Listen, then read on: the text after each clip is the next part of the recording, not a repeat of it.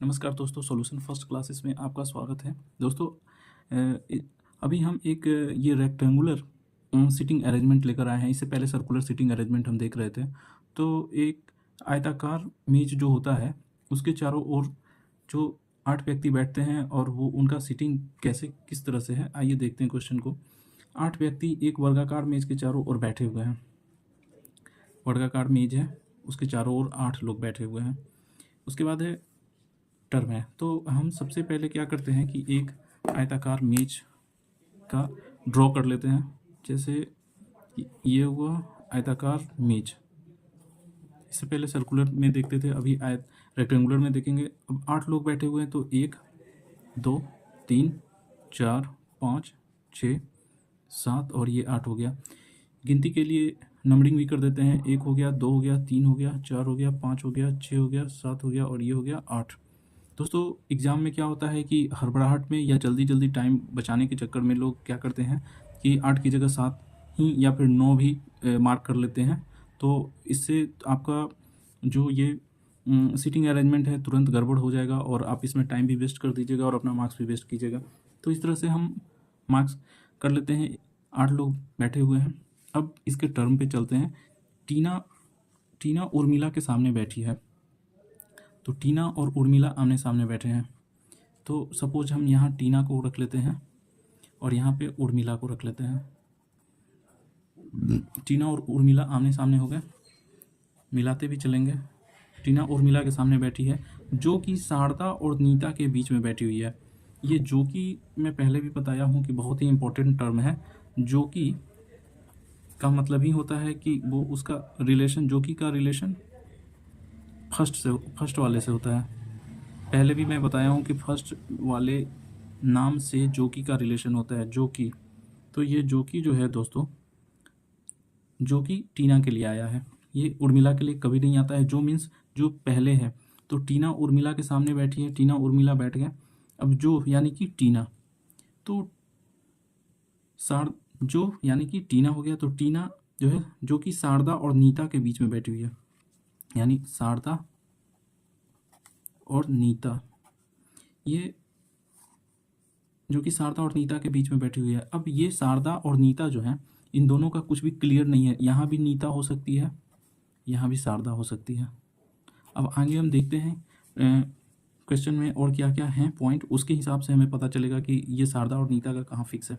दोस्तों यहाँ से पहले मैं एक बात फिर से आपको बता देना चाहता हूँ कि सपोज यहाँ से हम इधर की ओर जब भी बढ़ते हैं तो ये राइट होता है हमारा, और यहाँ से जब भी इधर की ओर हम बढ़ते हैं तो ये लेफ्ट होता है। तो अब आगे लेफ्ट राइट को समझते हैं। टीना उर्मिला के सामने बैठी है, जो कि शारदा और नीता के बीच में बैठी हुई है। अब बोल रहा है कि शारदा विकर्णीय तौर पर, विकर्णीय जो है ये भी एक इंपॉर्टेंट टर्म है। विकर्णीय मीन्स हुआ डायगोनली। तो शारदा विकर्णीय तौर पर प्रिया के सामने बैठी है। तो शारदा अगर यहाँ रखते हैं तो इसके डायगोनल जो है प्रिया यहाँ हो जाएगा। शारदा विकर्णीय तौर पर प्रिया के सामने बैठी है। जो फिर से आ गया है दोस्तों। तो ये जो का मतलब होता है कि जो फर्स्ट में है तो शारदा है, शारदा के लिए जो आया है। तो शारदा जो है विजया के दाहिनी ओर बैठी है। तो विजया के दाहिनी, तो मैंने बताया पहले ही कि अगर विजया यहाँ होगी तो इससे राइट इधर होगा, विजया से राइट। अगर यही लेफ्ट होता तो विजया यहाँ होता और विजया से इधर की ओर हमको बढ़ना होता। तो विजया से राइट शारदा है, यानी कि विजया यहाँ अगर होती है तो इसके राइट इधर शारदा हो गई। अगर हम यहाँ पे शारदा विजया को रखते हैं तो विजया से लेफ्ट शारदा होगी, इसलिए विजया के राइट शारदा हो गई, जो कि विजया के दाहिनी ओर बैठी है। यहाँ तक हमारा क्लियर हो चुका है।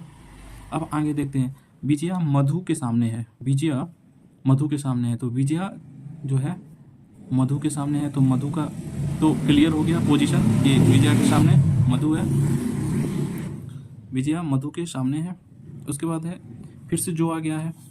तो ये जो का मतलब होता है फर्स्ट मतलब विजया, विजया के लिए आया है, जो कि रीता के दाहिनी ओर है। तो विजया जो है रीता के दाहिनी है।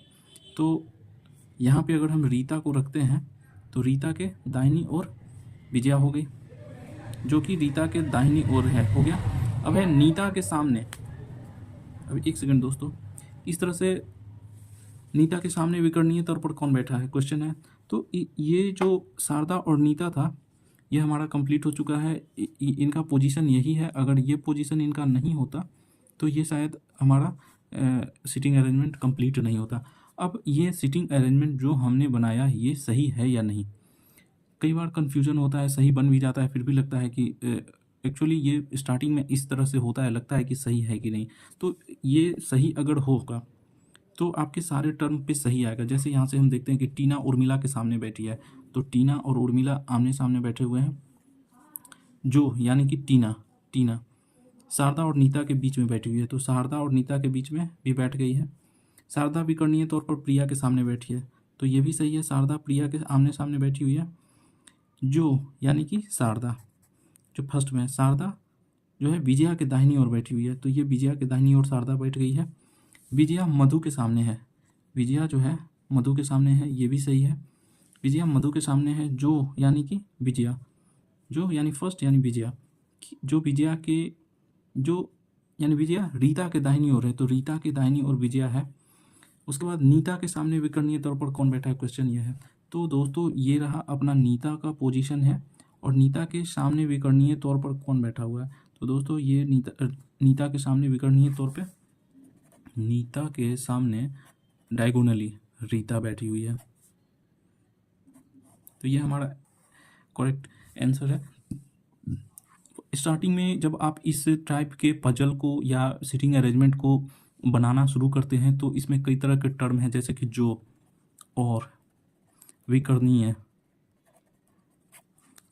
दाएं, उसके बाद बाएं, ये सब जो टर्म हैं, आप अगर इनका कंसेप्ट क्लियर कर लेते हैं और इनको आप अगर समझ जाते हैं कि कहाँ पे क्या है, और एक एक जो ये आपको टर्म है, जो कंडीशन है या क्लू है, ये सारे क्लू को आपको एक के साथ एक को ऐड करते जाना है। उसको ऐड करने से ये होता है कि आप इसको बनाना धीरे धीरे सीख जाइएगा।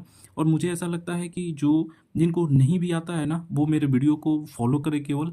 मैं उनको इस तरह के सीटिंग अरेंजमेंट या जो भी पजल है, मैं सारा कुछ आपको इसी तरह से वीडियो के मार्फत से मैं आपको बताते जाऊँगा और समझा दूँगा, सिखा दूँगा। आपको किसी तरह का कोई प्रॉब्लम नहीं होगा दोस्तों। बाकी हमारा वीडियो कैसा लगा आप ज़रूर बताइएगा, और इसी तरह के और भी वीडियो मैं लेकर आता रहूँगा। ये और हाँ, एक बात और बताना चाहता हूँ कि ये आरआरबी एनटीपीसी लास्ट टाइम जो एग्ज़ाम हुआ था उसके प्री का क्वेश्चन है, और इस टाइप के क्वेश्चन फिर से आरआरबी एनटीपीसी और ग्रुप डी में आने वाला है। और ख़ास करके एनटीपीसी मेंस में तो इवन इससे भी टफ आएगा, क्योंकि पैटर्न डेली चेंज होते जा रहा है। रेलवे भी अपना पैटर्न लगातार चेंज कर रहा है, और आने वाले टाइम में अगर आप इन सब तरह के क्वेश्चंस का अच्छा प्रैक्टिस नहीं किए हैं और अगर कॉन्सेप्ट आपका क्लियर नहीं होगा, तो जाहिर सी बात है कि आप एग्ज़ाम में जाइएगा ज़रूर, लेकिन वहाँ पे आप उलझ के रह जाइएगा। तो दोस्तों आप ये सब अपना कॉन्सेप्ट क्लियर कर लीजिए, इस पे ज़्यादा से ज़्यादा इस टाइप के क्वेश्चन को प्रैक्टिस कर लीजिए, जिससे कि रीजनिंग में आप बेहतर मार्क्स सिक्योर कर पाइएगा। अगर वीडियो हमारा अच्छा लगा तो आप मेरे चैनल को सब्सक्राइब कीजिए, लाइक कीजिए और शेयर कीजिए। बहुत बहुत धन्यवाद। Thank you.